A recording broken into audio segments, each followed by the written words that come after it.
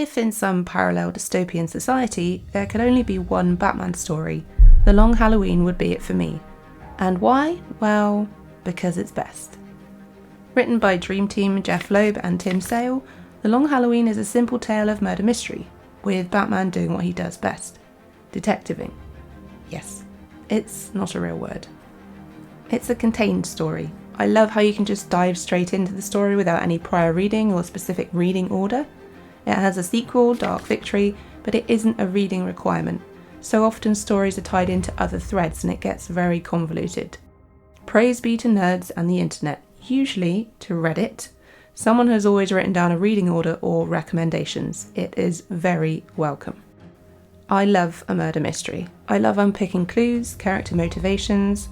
I even love red herrings. I would say The Long Halloween is a particularly gnarly mystery to untangle, and I actually didn't guess the ending. Again, something I love.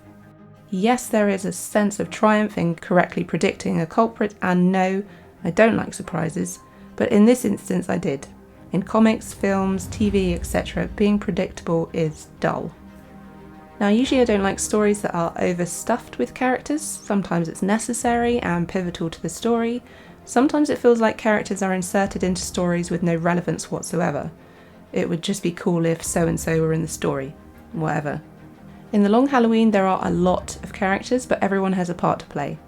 Although it's largely the Balcone Dent show, Solomon Grundy, the Riddler, Poison Ivy, Catwoman, the Calendar Man, Scarecrow, the Joker, they all partake and all are welcome. They each serve the story one way or another.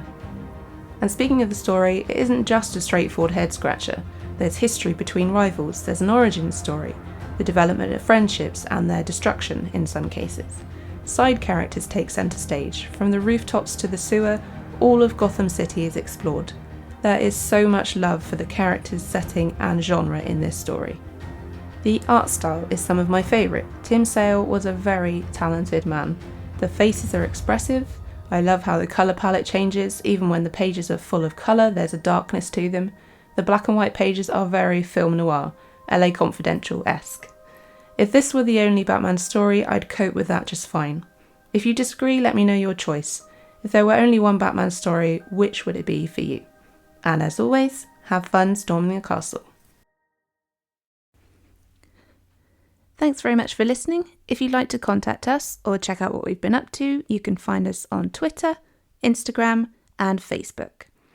If you enjoyed the video today, please do like it, subscribe to the channel, and ding the bell to receive notifications about new videos. See you in the next one.